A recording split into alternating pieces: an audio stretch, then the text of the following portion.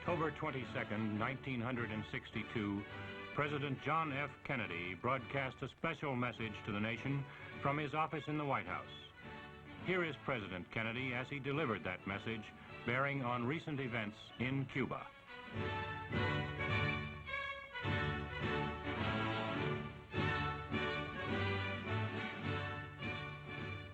Good evening, my fellow citizens.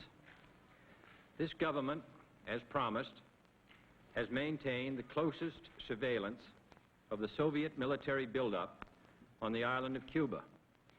Within the past week, unmistakable evidence has established the fact that a series of offensive missile sites is now in preparation on that imprisoned island. The purpose of these bases can be none other than to provide a nuclear strike capability against the Western Hemisphere. Upon receiving the first preliminary hard information of this nature, last Tuesday morning at 9 a.m., I directed that our surveillance be stepped up. And having now confirmed and completed our evaluation of the evidence and our decision on a course of action, this government feels obliged to report this new crisis to you in fullest detail.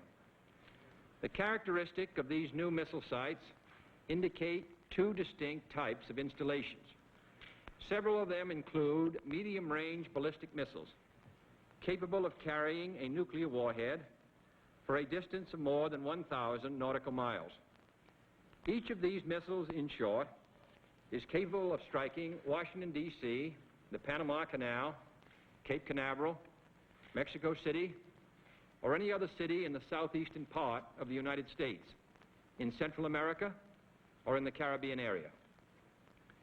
Additional sites not yet completed appear to be designed for intermediate range ballistic missiles capable of traveling more than twice as far and thus capable of striking most of the major cities in the Western Hemisphere, ranging as far north as Hudson's Bay, Canada, and as far south as Lima, Peru.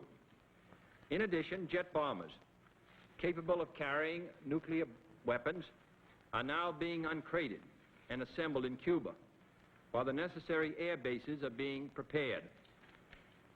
This urgent transformation of Cuba into an important strategic base by the presence of these large, long-range, and clearly offensive weapons of sudden mass destruction constitutes an explicit threat to the peace and security of all the Americas, in flagrant and deliberate defiance of the Rio Pact of 1947, the traditions of this nation and hemisphere, the joint resolution of the 87th Congress, the Charter of the United Nations, and my own public warnings to the Soviets on September 4th and 13th. This action also contradicts the repeated assurances of Soviet spokesmen, both publicly and privately delivered, that the arms buildup in Cuba would retain its original defensive character, and that the Soviet Union had no need or desire to station strategic missiles on the territory of any other nation. The size of this undertaking makes clear that it has been planned for some months.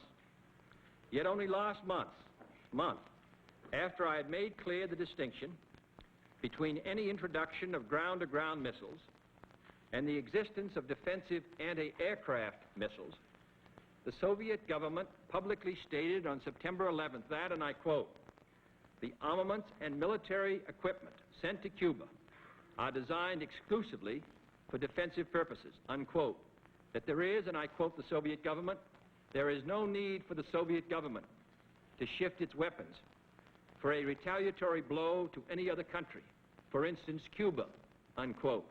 And that, and I quote the government, "the Soviet Union has so powerful rockets to carry these nuclear warheads that there is no need to search for sites for them beyond the boundaries of the Soviet Union," unquote. That statement was false.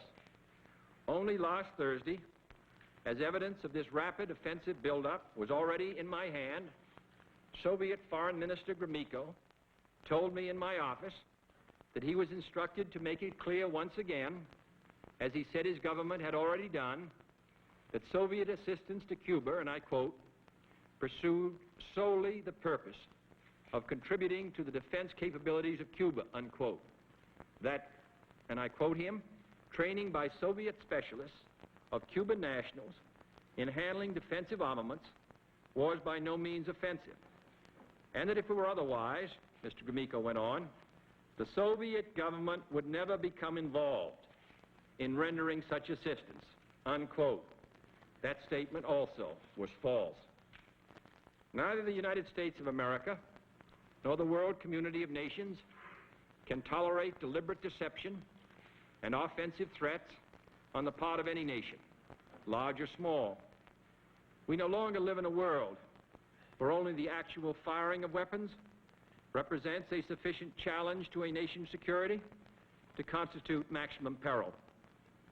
Nuclear weapons are so destructive and ballistic missiles are so swift that any substantially increased possibility of their use or any sudden change in their deployment may well be regarded as a definite threat to peace.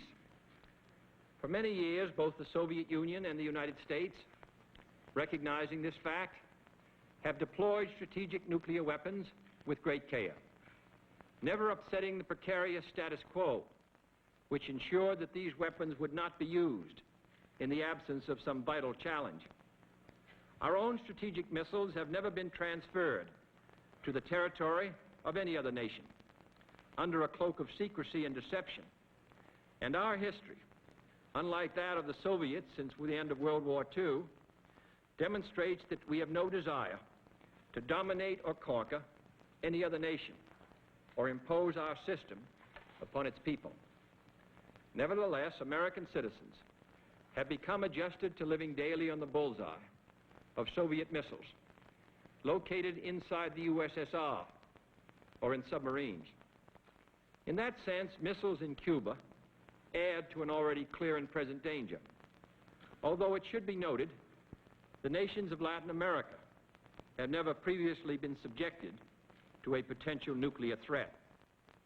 But this secret, swift, extraordinary buildup of communist missiles in an area well known to have a special and historical relationship to the United States and the nations of the Western Hemisphere, in violation of Soviet assurances and in defiance of American and hemispheric policy, this sudden, clandestine decision to station strategic weapons for the first time outside of Soviet soil is a deliberately provocative and unjustified change in the status quo, which cannot be accepted by this country if our courage and our commitments are ever to be trusted again by either friend or foe.